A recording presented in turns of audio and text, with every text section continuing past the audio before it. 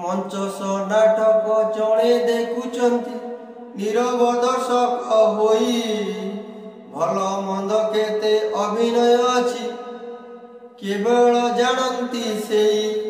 नमस्कार मोटू को भाई आजिर सुचरित आरंभ करिया पूर्व जदि वीडियोटी भल लगिला दयाकरी लाइक सब्सक्राइब शेयर करने को भूलिबे। निज पक्ष को कथा हेबा थरे बंद करी देखिबे अनेक आपणार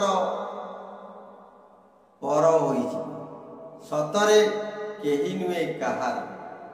जीवनर एमिति एक समय आसे मनीष जीवनर चारि छकी दो चकी रे छिड़ा होईची से बुझी पारे ना आउ वास्तव आउ अस्थिरतार बशवर्ती होई एमिति निष्पत्ति नहीं जाए जा फल स्वरूप बहुत आघात प्रतिघात को सहिबा को पड़ी थाए।